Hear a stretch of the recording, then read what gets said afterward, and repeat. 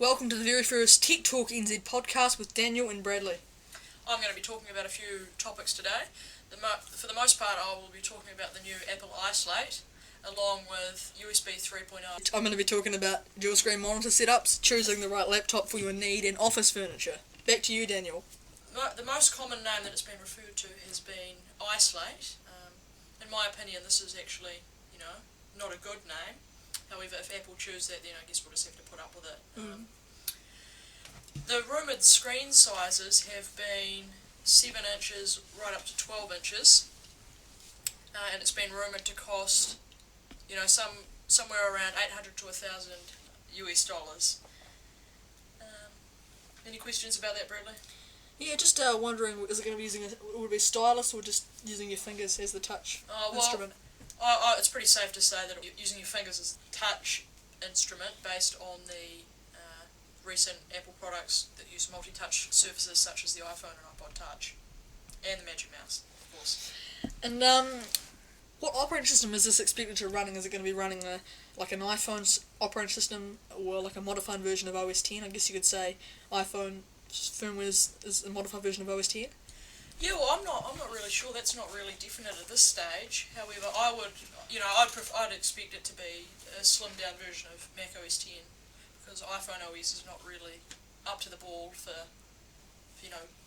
working on the go, which is the main purpose of the tablet. Yep. Great. Well, we look forward to hearing more about that in the future. Thank you. Right, now I'm going to talk about dual monitor setups. If you currently already have a single monitor, you can increase your productivity substantially by purchasing a second monitor. Now, I would personally buy one identical, and you can have them side by side, or you can purchase a separate one if your model is no longer in production.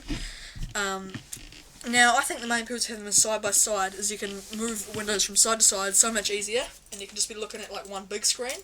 Yeah, absolutely, because there's been quite a few times where I've wanted another monitor because I've only got one at the moment.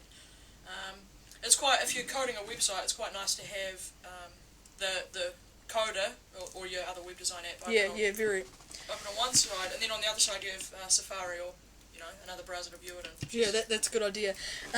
Now, I personally like the brand Dell for my LCD monitors because I think they have a very nice contrast ratio. I agree. And they look quite nice indeed. They have quite a thin border around the edge, which makes peering up side by side a lot easier and nicer. So, resolution-wise, I like a resolution of a 1680 by 1050 or a 16 by 10 aspect ratio. Of course, everything seems to be going 16 by 9 these days, with 1600 by 900 up to 1920 by 1080 and beyond. And if you're going to go dual screen, you'll need to make sure that your computer will support dual monitors, and you'll need two inputs on the back, either DVI or VGA or East Video or AV out. It doesn't really matter as long as your monitors can support that interface. And yeah, it's very easy to configure, easy in Mac OS X and Windows as well. In case you don't have multiple outputs on your computer, I've seen a box which is called Triple Head to Go. I've seen a YouTube video review of that, which lets you works in Mac OS X. Yeah, I think I've heard of them too. Yeah, it's quite good if you're using a Mac Mini. You can plug if you're using one of the older model Mac Minis with only one DVI port. You plug one end into your Mac Mini, and then that converts it into 3 outputs, and you run the software on your computer, and it works automatically. It's a nice system. That's very interesting. Now, Daniel will talk to you about USB 3.0. Right. USB 3.0 is based off the widely known and used USB 2.0 Universal Serial Bus Controller. This is the next generation in USB devices. It's not really mainstream at this time. However, there is actually an external hard drive made by Lacey, which supports the USB protocol, and I think there's been some PCI cards for your computer, expansion cards. I'm not really sure if there's any motherboards that have them built in at this time. I don't really have much more to say about USB 3 apart from, if you know what USB is, then I guess, it's going to be a well needed update. It's going to increase speeds up to, beyond 480 megabit what it is at the moment. So, do you have any idea of when this is going to be coming public?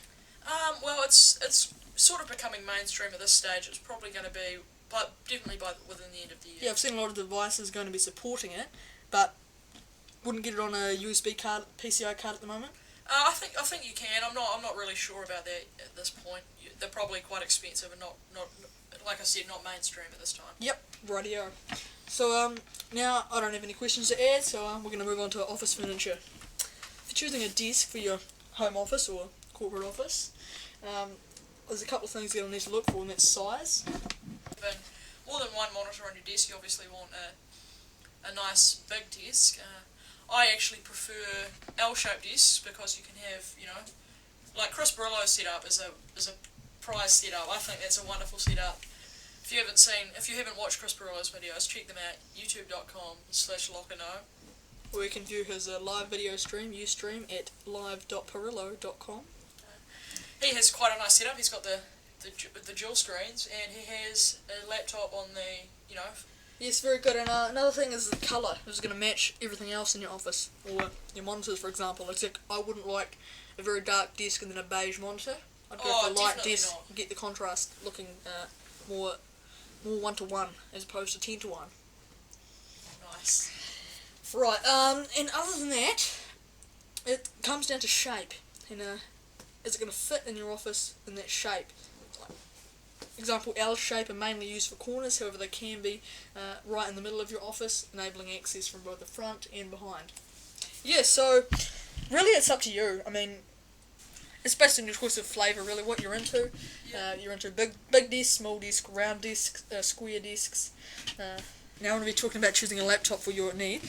Now, personally, if I was going to buy a laptop, I'd be looking for a fast processor as opposed to the top of RAM. I mean, generally 2 GB plus is what you want for RAM, and a dual core processor is where it's at these days. Of course, they'll be quad core soon, most likely, in laptops. And then screen sizes. If you're going for portability, I'd recommend 13 inches or less. Otherwise, if you're going to be using it like a desktop, then you'd want 17 inches plus. Other than that, you can go for brands. Depends if you're wanting a PC or a Mac.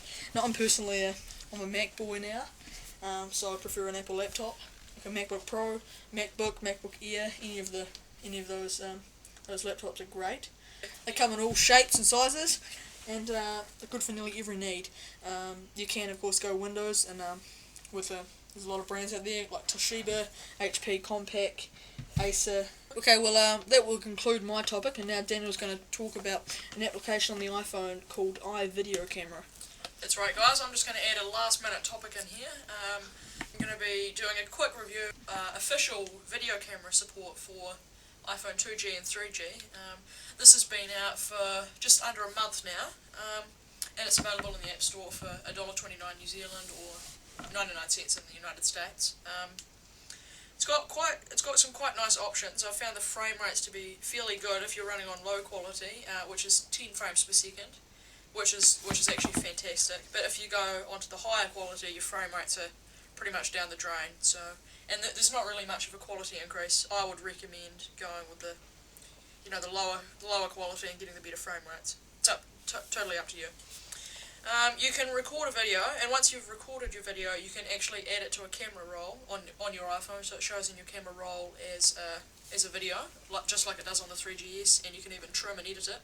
So you can do that on the 3G without any other software updates. That's right. It's all in the app. That's very powerful. It's only a small download too. It's only about 2 megabytes.